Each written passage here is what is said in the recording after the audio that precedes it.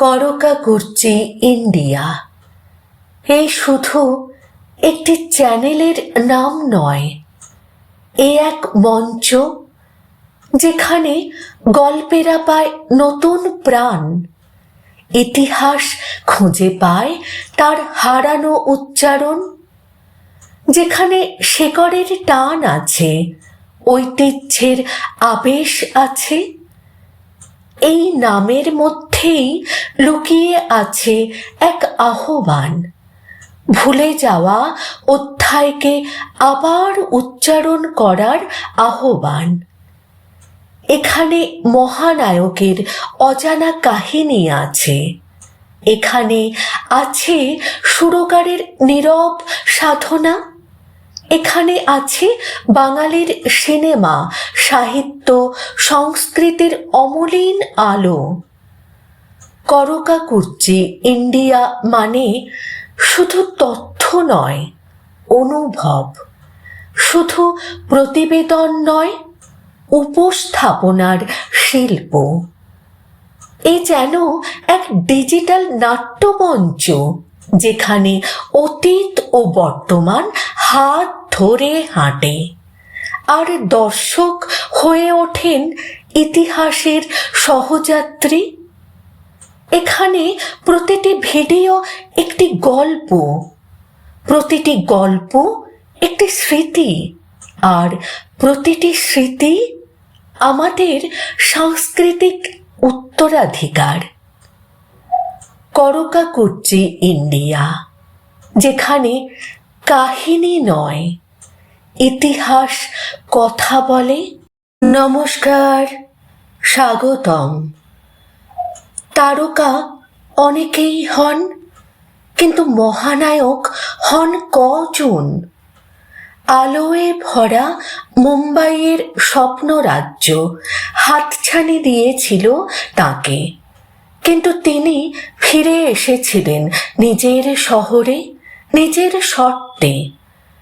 আজকের পর্বে আমরা জানব বাংলা সিনেমার অহংকার, মহানায়ক উত্তম কুমারের জীবনের এক অজানা অধ্যায়, যেখানে তিনি প্রমাণ করেছিলেন শিল্পীর আত্মমর্যাদা কোনো বাজার দরের চেয়ে অনেক বড়।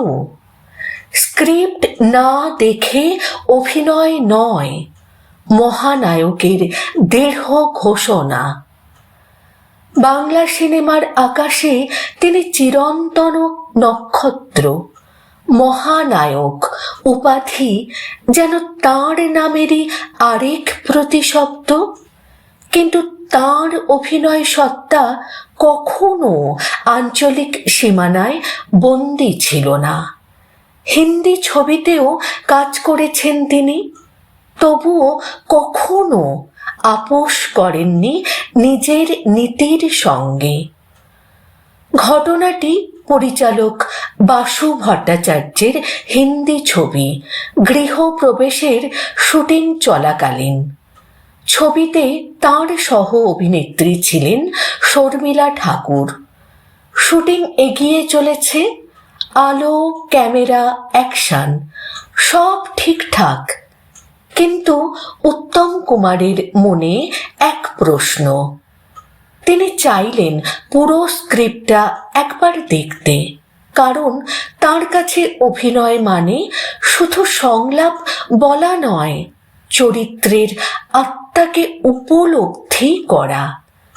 কিন্তু পরিচালক জানালেন, আমি বাসু ভট্টাচার্য, কাউকে আমার স্ক্রিপ্ট দেখাই না। মুহূর্তের নীরবতা, তারপর শান্ত অথচ অটল কণ্ঠে মহানায়কের উত্তর, আমিও উত্তম কুমার, স্ক্রিপ্ট না দেখে অভিনয় করি না।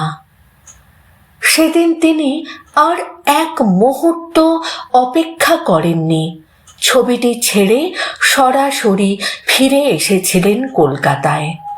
হিন্দি ছবির ঝলমলে দুনিয়া, সর্বভারতীয় খ্যাতির সম্ভাবনা কিছুই তাকে তার নীতি থেকে সরাতে পারেনি। এই একটি ঘটনাই প্রমাণ করে দেয় তিনি শুধু নায়ক নন, ছিলেন শিল্পে অবিচল এক সাধক। আজ যখন সাফল্যের সংজ্ঞা বদলে যায় বাজার দরে, তখন মহানায়কের এই সিদ্ধান্ত আমাদের মনে করিয়ে দেয় শিল্পীর আসল শক্তি তার আত্মমর্যাদা। তিনি প্রমাণ করেছিলেন খ্যাতি নয়, চরিত্রই একজন অভিনেতার প্রকৃত পরিচয়। এমন আরও অজানা কাহিনী জানতে সঙ্গে থাকুন করকাকুর্চি ইন্ডিয়ার। লাইক করুন, শেয়ার করুন, আর অবশ্যই সাবস্ক্রাইব করতে ভুলবেন না আমাদের চ্যানেলটিকে, কারণ আমরা তুলে ধরি ইতিহাসের অন্তরালে লুকিয়ে থাকা গল্প, যা সময়কে অতিক্রম করে অনুপ্রেরণা হয়ে থাকে। করকাকুর্চি ইন্ডিয়া গল্প নয়, ইতিহাসের স্পন্দন।